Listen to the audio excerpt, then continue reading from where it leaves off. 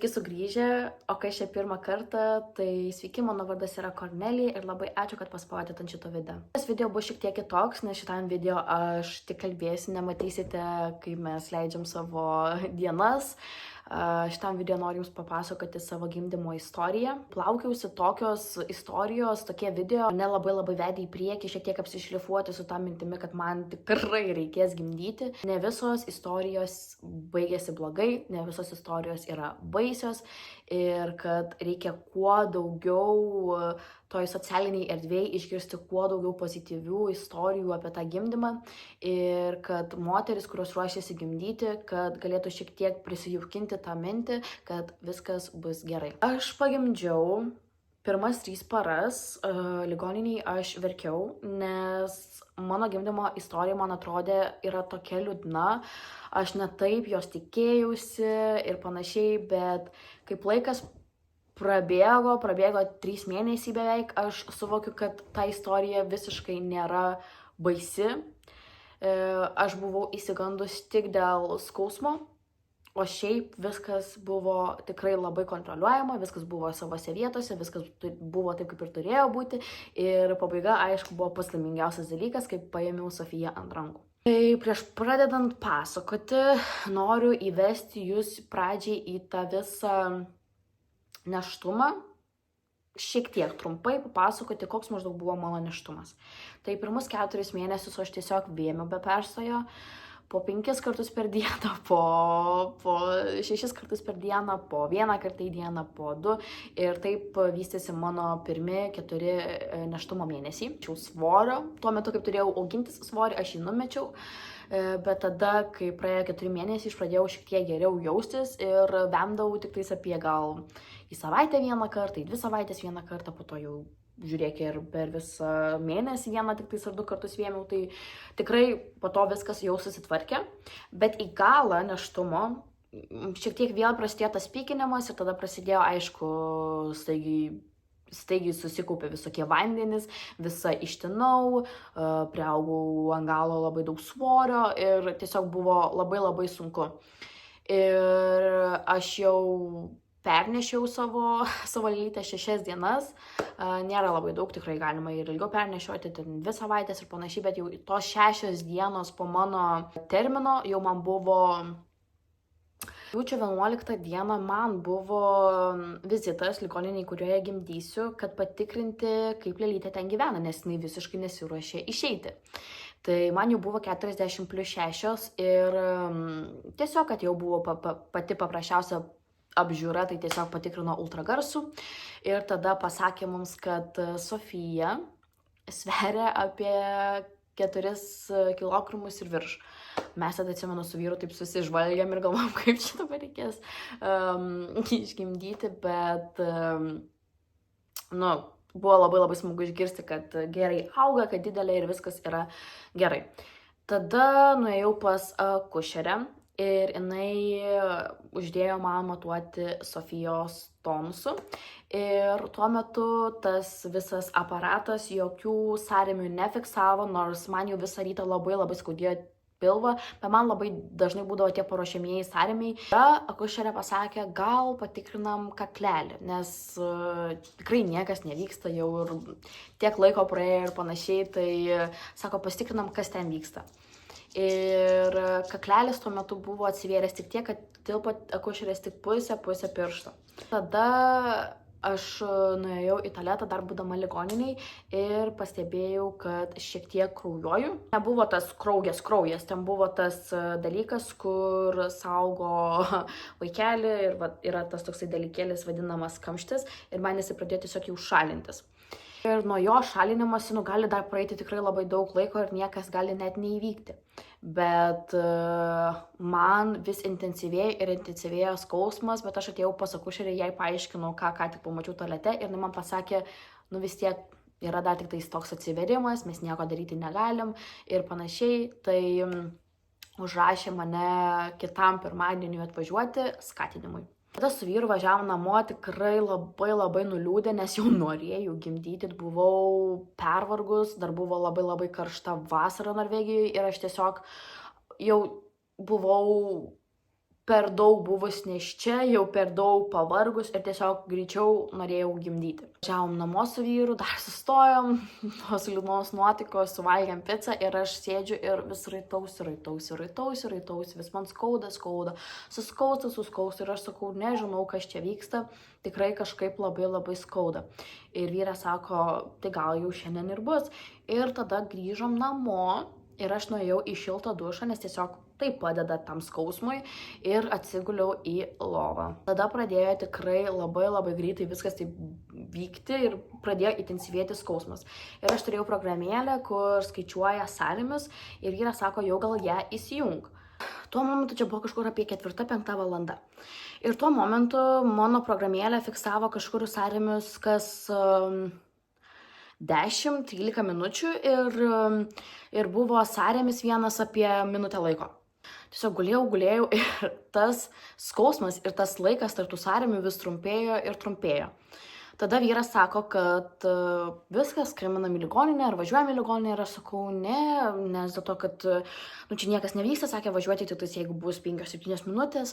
Sako, gerai, dar palaukiam ir aš laukiu, sakau, viskas, einu aš į apačią pasisukti ant kamulio, ant to gimnastikos kamulio, kuris beje, neštukės labai padeda tikrai. Ant jo suktis ir dėjo tie sąrėmiai dažnėti, kas 6 minutės, kas 7, kas 5 ir jie tokie ilgi ir tokie skausmingi. Aš dar virtuviai susigriebiau už stalo nes tiesiog jau tuo momentu labai skaudėjo. Atvažiavo mano vyro tėvai ir pasiėmė mūsų šunis. Ir aš jau tada sukuosi ant kamulio ir vyro mama sako, viskas jau, vaikai, jau važiuokit, nes jau iš manęs matosi, kad tikrai jau nekokia situacija. Ir tada vyras paskambino į ligoninę, nes Norvegijoje geriau pirmą paskambinti, negu jiems atvažiuoti nepranešus. Čia šiek tiek viskas kitaip yra.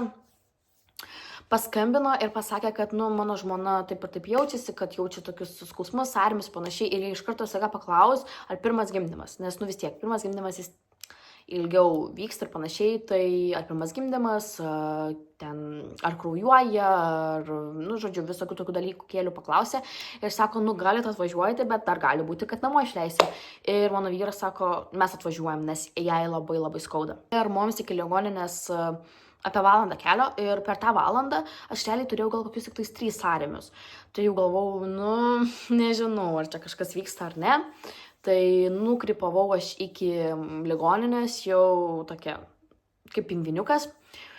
Ir, atėjau, pradėjau iš karto žiūrėti Sofijos tonus ir tas tonus aparatas jau pradėjo man fiksuoti sąrėmius, kurie buvo jau apie 80 ir virš, o jau kaip yra 80 ir virš, tai jau rodo tą gimdymą visą. Daktarė, jinai nežiūri, kaip tu ten tuos tonus matuoja, jinai išeina pas save į kambariuką ir jinai ten viską pati mato pas save per kompiuterį.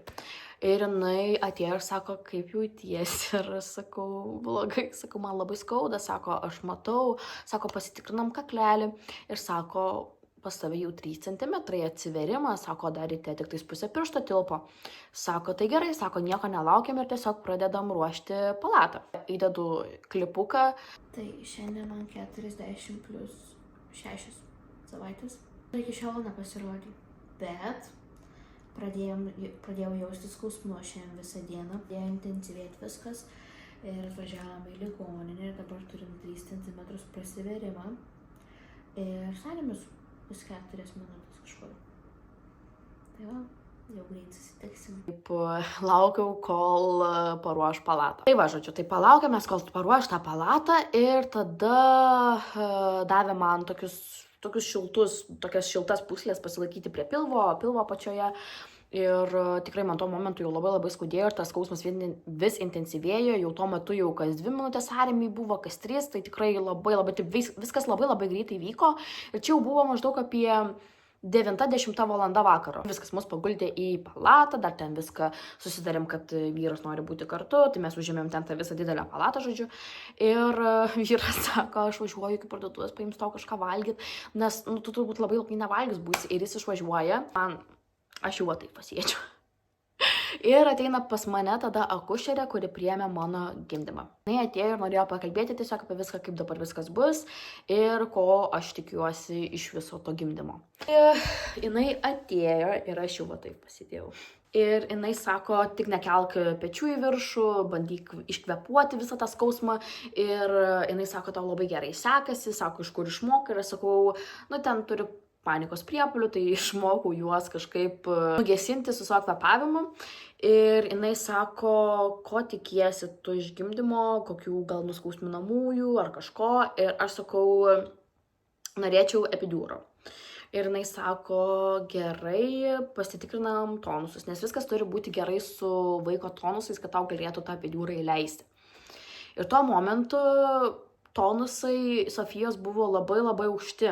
Sofija buvo labai, kaip sakė akušerė, kad Sofija buvo labai strese. Tai jinai spurdėjo, visą davėsi ir, nes kaip gimda susitraukinėja, vaikas visą tai jaučia ir tada jam būna stresas. Mes negalim tau epidiūro suleisti, kol Sofija nenusiramins.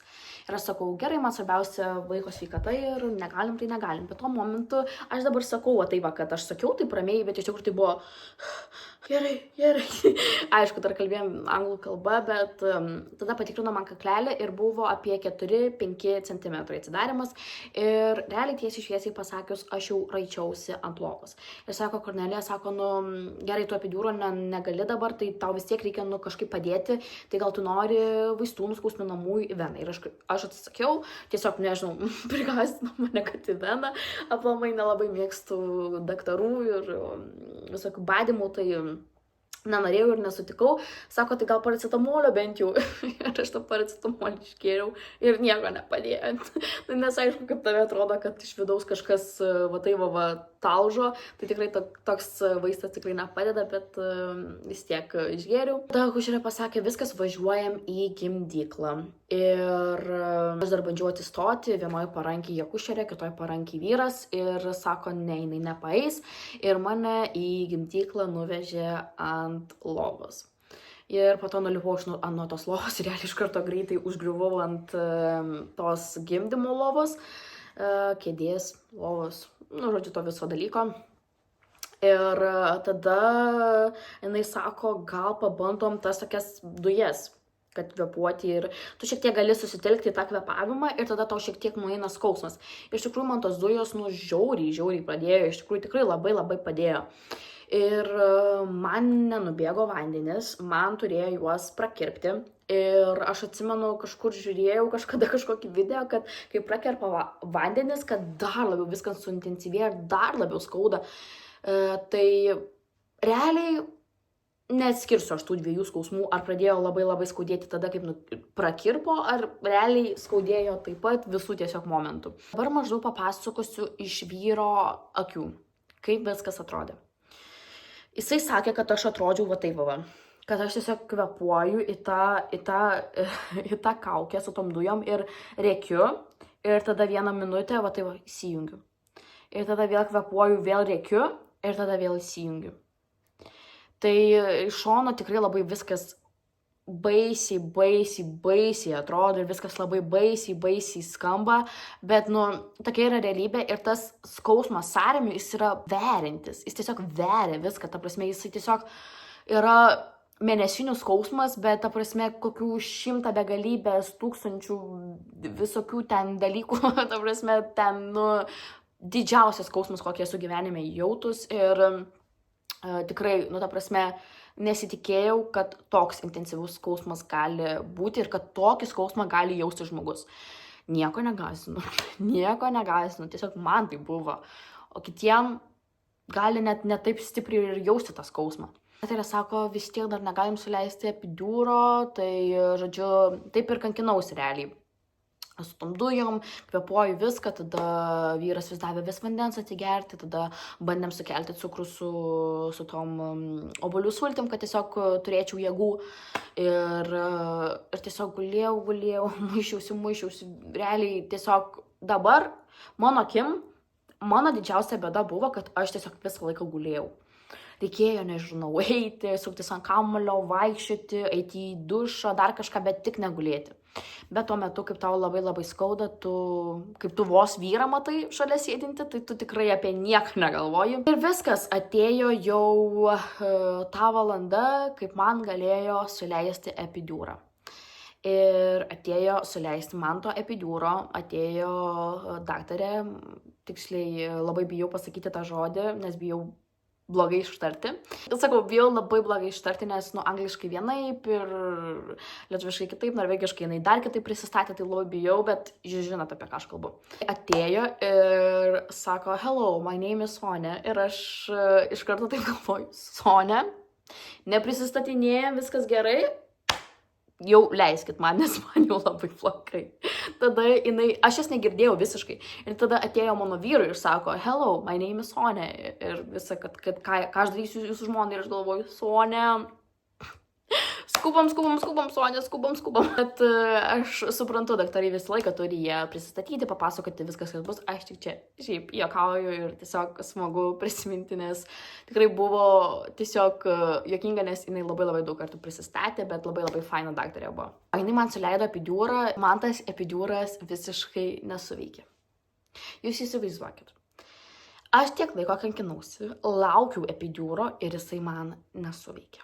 Prasme, man vis tiek žiauriai skaudėjo, bet šiek tiek buvo tokie momentai, kur buvo lengviau, kur galėjau su vyru pasišnekėti, dar kažką.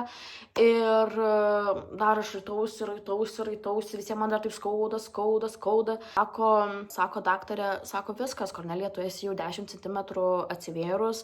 Sako, ar tu jauti kažkokį norą stumti? Ir aš sakau, ne. Ir jinai tada viską patikrina, pasižiūri ir sako, kad Sofija nenusileidžia į gimdymo takus, į ten, kur jinai ir turi nusileisti. Sakau, gerai, ką dabar daryti? Ir jinai man atstūmė tokį dalyką, kur tiesiog pasiremti ir aš pasirėmiau ir jinai sako, pakelk vieną koją, pakelk kitą koją, biški pajudėk ir laukiam, kol Sofija nusileis.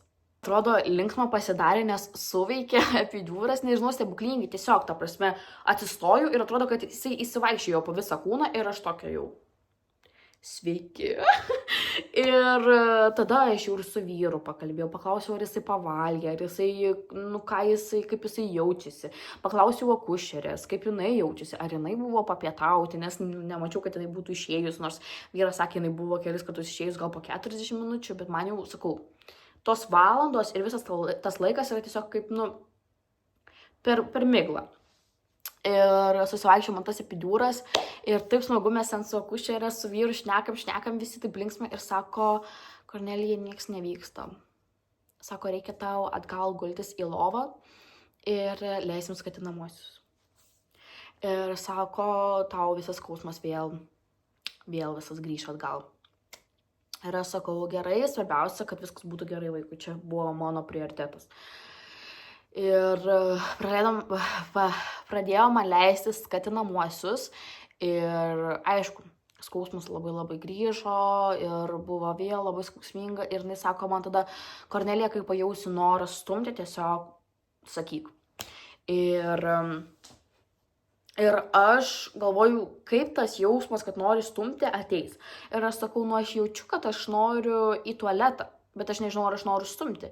Ir jis sako, gerai, dar palaukim. Ir aš taip sakau, ne, aš jau, žinokit, labai noriu tualetą. Sakau, ar čia reiškia, kad aš noriu stumti? Ir sako, pabandom. Ir mano žodžiai prieš stumimą buvo vyrai. Viskas, atėjo stumimo laikas.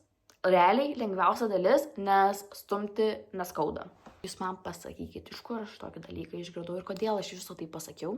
Akušerė ir sako, Kornelija, pabandom stumti. Aš stumiu. Stumti nemoku. Stumiu ne ten, kur reikia. Ir tada daktarė tokia paėmė paklodę, jinai ją taip stipriai surišo. Vieną pusę davė savo, o kitą pusę davė man. Ir jinai sako, dabar kaip trauks iš manęs tą paklodę, tuo metu stumk. Ir aš sakau, gerai, ir pradėjau stumti. Ir sako, labai tipo gerai, taip ir toliau. Žinokit, aš stumiau 50 minučių. 50 minučių. Buvo tiesiog liūdna, baisu, verkiau, prašiau, kad jau nebegaliu, sakiau, kad nebegaliu, viskas, nebegaliu, ta prasme, nebeturėjau nei kiek savyje jėgų. Ir matau, kad vyras taip pergyvena ir kad jau taip akušerės taip žiūri man į akis ir taip galvoja, ką daryti ir sako jinai, nu dar Kornelija pasistenk. Ir aš jau viskas, nu atrodo, jau nebeturiu jėgų ir taip negaliu susikaupti, atrodo, jau taip pavargau. Ir jinai sako, gerai, biškutį pailsėk, gal nori paliesti Sofijos galvą. Ir aš paliečiau Sofijos galvą ir aš tokia galvoju, o Jėzau, nu va tik tiek liko su ją susitikti, tik tiek. Ir tada dar stūmiau ir vis tiek nieko nevyksta. Ir aš sakau, viskas, žinokit, nebegaliu tikrai. Ir sako, akušerė, viskas su šitu sąrėmiu, jau turėsi Sofiją ant rankų. Ir užėjo sąrėmis, aš pastūmiau ir Sofija jau galėjo mano krūtinės. Tai rugpjūčio 12 dieną po 7:05 ryte gimė Sofija. 51 cm, 3,7 gramo gimė mūsų dukrytė, mūsų didžiausia meilė. Visas jausmas po gimdymo, kaip sako mamos, kad nebejauti skausmo, kaip uždeda vaiką ant krūtinės. Čia 100%. Čia yra tokia tiesa, jūs net neįsivaizduojate iš tikrųjų. Ta prasme, iš karto tu pajauti tą šilumą ir viskas. Ir tiesiog viskas nueina per kūną. Tai buvo tikrai laimingiausia diena mūsų gyvenime. Ir iš karto noriu pasakyti, kad plyšau per 3 siūles, tai dar su ją ant rankų mane susiuvo. Ir viskas, realiai nuvažiavom į palatą, nu aišku, ne viskas. Vyras nukirpo virkštelę, placentą, nu žodžiu, visi šitie dalykai, kur eina po gimdymo. Tada mus nuvežė į palatą ir Norvegijai čia yra tokia šventimas, atnešė mums Norvegijos vėliavėlę, 2 taurės, kur buvo toks norvegiškas gėrimas. Viskas. Tada Norvegijoje prie tavęs nelabai lenda tam 1 valandom, nežinau kaip Lietuvoj, bet nelabai lenda prie tavęs, realiai tu gali jau daryti, ką nori. Vaikas miega realiai, aš ėjau iš karto pamiegoti, bet aš buvau visa drebanti, realiai, žinokit, aš buvau nemiegojus taip ilgai, tada dar nemiegojau gal kokią dar parą, nes dėl to, kad su man buvo labai miegoti, aš šitą vaiką žiūrėti, į save žiūrėti, nesupratau, kas man vyko. Tai tikrai, tos pirmos dienos ligoninėje, tai tokios buvo pačios geriausios, bet ir pačios tokios, kur jaučiausi, nesupratau, kas su manim vyksta. Tai jo, tikrai nesupratau, kas su manim vyksta, bet tas jausmas, jisai praeina va kaip grįžti namo, šiek tiek įsivažiuoja į tą rutiną, į tą namų vaibą. Man, sakyčiau, tos tokios drebančios savaitės pirmos buvo kokios 3. Po to jau šiek tiek gerėjo, pati pradedi šiek tiek lengviau jaustis, gyja siūlės ir kai pradedi jau pati geriau jaustis fiziškai, tada ateina ir palengvėjimas emociškai. Tokia buvo ta mano gimdymo istorija. Dabar dar norėčiau trumpai papasakoti apie prižiūrėjimą Norvegijos ligoninėse. Tai iš karto sakau, kad buvo 10 iš 10, daugiau buvo negu kad tikėjausi, nes tikrai tikėjausi, iš tikrųjų nieko nesitikėjau, nenorėjau tikėtis nei gero labai. Ir apie tą baisumą net buvo iš tikrųjų sunku pagalvoti, prisileisti tą mintį, kad gali būti kažkas blogai. Gydykloj buvo paleista per kolonėlę bangų ošimas, buvo uždegtos žvakės, buvo labai rami aplinka, buvo pritemdytos šviesos, kas sudarė tą tokią ramybę ir buvo labai fainai. Tas pats prižiūrėjimas irgi labai fainas, tas kiekvieną dieną eina klausia, kaip tu jautiesi psichologiškai, gal tau reikia kažko, kad nevažiuok dar namo, jeigu tu blogai jautiesi, kad būk tiek, kiek tau reikia. Nes realiai tu už tą palatą vis tiek moki ir tu gali būti ten kiek tik nori. Ten yra tiesiog šalia virtuvėlė ir tu eini pasidaryti ten valgyti ir realiai kaip namie. Aš labai norėjau namo, tai pabuvom tik tais 3 paras. Man tai jų užteko. Man buvo svarbiausia, kad vaikui nieko nebūtų ir kad po to jau ten mane apžiūrėtų ir viskas. Tai mums viskas buvo gerai ir mes galėjom važiuoti namo. Sofijai viskas buvo gerai. Buvo dėl ko pasilikti ten iš tikrųjų, nes žiauriai norėjau namo, buvau labai pasiilgus namų, pasiilgus šunų ir tiesiog norėjau ištrūkti iš ligoninės, nes aš visų pirma pradėjau nuo to, kad aš turiu baisiausią fobiją daktarams. Nekenčiu ligoninių ir tiesiog. Bet šiaip esu labai patenkinta Norvegijos priežiūra. Šalia buvo tiesiog 10 iš 10. Jūs įsivaizduokit, jinai atėjo po paros pas mus Ir jinai paklausė, ką jinai blogai padarė per gimdymą, ką jinai galėjo padaryti geriau, kaip jinai privertė mus jaustis, kaip ar tavęs neliūdino tavo gimdymo istorija, ir jinai va tai va su mumis kalbėjo gal kokią valandą laiko. Nu, tai čia tikrai yra pagirtina. Tai va, tokia buvo mano gimdymo istorija. Tikiuosi, dėl to skausmo nieko neišgąsdinau. Tikrai viskas yra praeinama ir po to tu tiesiog viską pamiršti. Tai pirmą savaitę, net gal sakyčiau, pirmą mėnesį man buvo net baisu prisiminti ir prisitraukti tą mintį, kad dar kažkada norėsiu tai išgyventi, bet laikas bėga, gydo visas žaizdas ir galėčiau dar kartą tai patirti iš naujo. Tai va, tokia buvo mano istorija. Tikiuosi, jums patiko paklausyti, buvo įdomu. Jeigu tokie video, kur kalbu, nelabai jums įdomu, tai leiskit man tai žinoti komentaruose. Labai ačiū, kad žiūrit, kad laikinat, kad komentuojat, kad prenumeruojat. Man tai labai daug reiškia. Ačiū, kad žiūrėjot ir susitiksim kitose mano video. Iki.